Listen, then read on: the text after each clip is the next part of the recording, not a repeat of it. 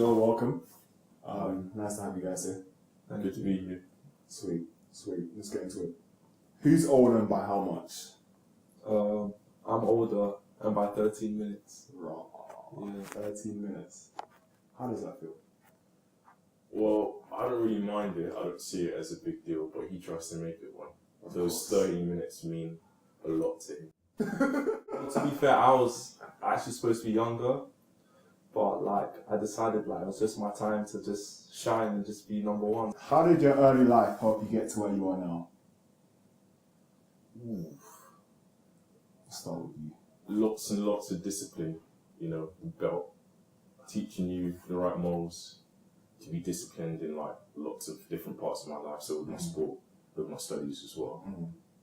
My parents just showed me the right path, just encouraged me to just do well at a younger age, has enabled me to just keep on track. So yeah. What universities will you be going to? I'll be going to Oxford. Congratulations, bro. Thank you. What about you? I'll be going to London School of Economics. Now, you both are athletes. Yeah. How did you get into athletics? I started it in year 7 in high school. Before that, I didn't really know what it was, and I'm not even good at football, so that was a no. But yeah, I really enjoyed it in PE, and then a few years later, started training for it, and yeah, I loved it ever since. Well, to be fair, I just tagged along with him. I thought it would be a good idea just to try it out. I did a bit more practice athletics was, and I realised I quite enjoyed it, so I decided to carry it out. What disciplines do you participate in? Well, my main discipline is triple jump, but sometimes I long jump as well.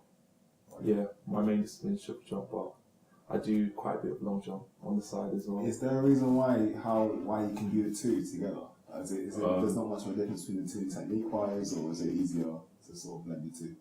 Well, in triple jump, you do a little bit of long jump training anyway. So to take because triple jump is quite intense on your body. Sometimes I'll compete in triple jump. Every time I'll do a bit of long jump. Yeah.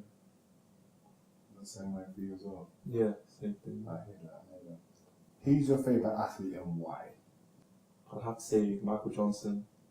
Okay. I just looked at his world record, 200 and 400 on pass. I just thought what he did was really amazing. Even off the track, he trained really hard as well, which is what I respected. For me, it would be Christian Taylor. So he's a triple jumper. He's 2-time Olympic champion. Oh wow. I think 3-time world champion. So what he's done is quite big because no one's been as decorated as he is in triple jump. Yeah. You both have posts on your Instagram showing you being quite successful. How did that success come about? Well, me personally, I started triple jump quite late, so I was just trying to think of ways to really up my game in triple jump. So I just started training a bit more, doing a bit more exercise at home, and I felt like it helped me quite a bit. It enabled me to achieve medals a year later. So yeah, pretty much the same thing. Training really hard, following coaches' instructions as well. Yeah. Where do you guys get trained? We train in Perivale. There's an athletics track there which our training group uses. Okay. There's a video of you jumping in Loughborough as part of the testing day. How did that come about? So the previous year I performed quite well. So they take the top 2 or 3 triple jumper in each of the age groups, and then they invited us to a testing day. So measured stuff like our speed, strength, explosive power, stuff like that. How was that experience and what did you learn? It was quite fun and it was a new experience because we don't normally have those facilities at training. So we're able to measure our progress properly. And it makes you feel almost like a professional because not many people get that opportunity. You performed in the European Youth Qualifier. How did that come about? What did you have to do to get to that stage? So I had to jump a standard of 1470. but that year I managed to jump 15:39. So I qualified for that, and then the team travelled together to the champs, and then we competed there. So I did the PB in the qualifying round, but then I injured my ankle in the final, so I didn't perform as well as I wanted to. How did you balance that with your A levels? Because I understand being an athlete and doing education. You come from African household. Yeah. But what part of Africa are you from? Ghana. Yeah, so you have very strict parents. Like, Yeah. Let's shoot going off the bat. How did you balance that, and how did you work that with your parents? I think that my parents became a bit more lenient after my GCSE results because they weren't too keen on me doing it back then. But then I showed them I could kind of balance them quite well and still get pretty good results. But yeah, it just takes a lot of discipline, time management, because it's almost like a job. You have to train almost every day. Yeah, so it's just disciplining yourself to balance the two together. Okay. And any advice for any athletes coming after you? Train hard. Listen to your coach's instruction. And just really go for it. Give everything into it. You performed in a few events, such as the SEAA Championships. Yeah. First of all, what does that stand for, SEAA? South of England Athletic Association. Cool. You got a bronze medal? Yeah. What was the next stage for you after you got that bronze medal? Well, from there, I just thought about improving my distances for the triple jump. So I was just trying to train a lot more, just get a lot stronger, basically. I assume you did an indoor and outdoor season that year. Yeah. How did the two compare in terms of results, in terms of preparation? After the indoors, I was just training just more frequently, more regularly. Yeah.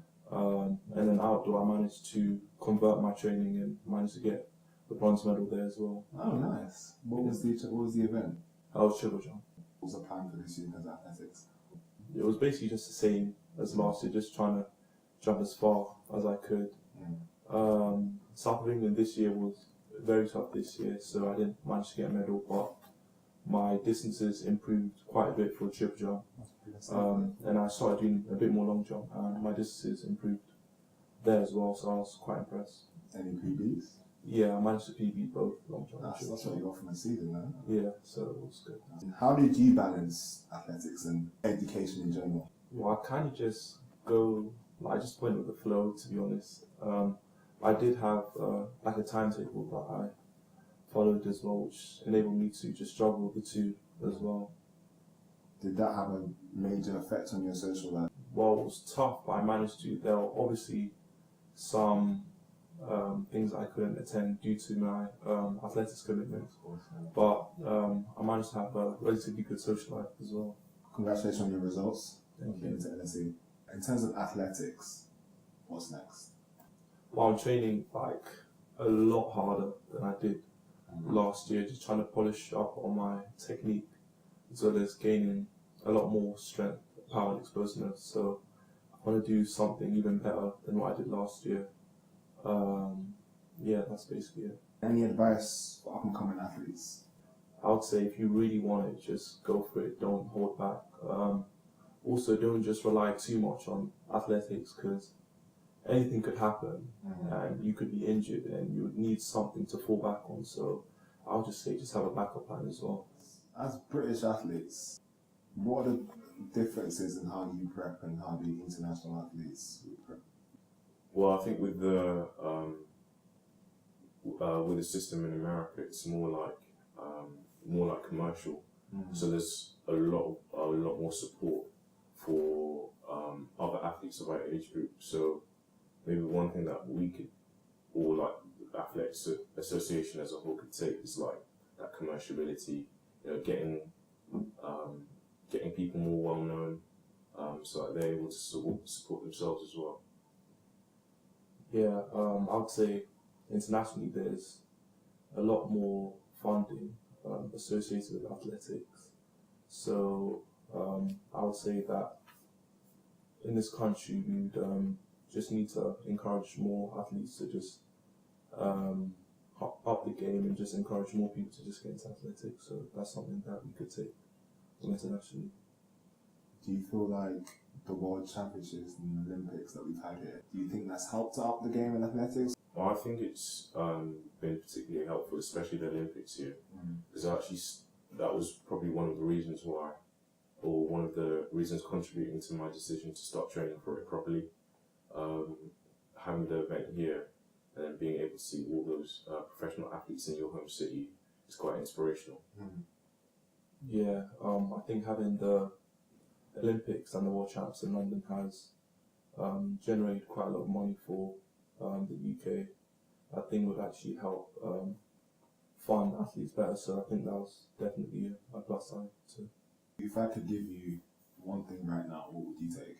I'd probably just say financial support, so I could buy probably more specialist equipment to help me in training. That's one thing. But can it be like ridiculous? It can be ridiculous, yeah. The ability to not get injured, basically, because like you can't always perform at your best, and if it's because you're injured, then it's hard to like just keep bouncing back from it. So yeah, if you could turn my ankles into like solid metal, then that would be pretty cool.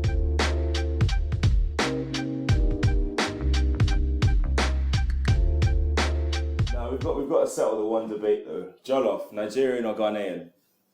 Ooh, well, I don't even like jollof. Wait a minute. Wait a minute. I'm Ghanaian, yeah, but like I've had Nigerian jollof rice and it kind of vanished. Oh, you're a traitor.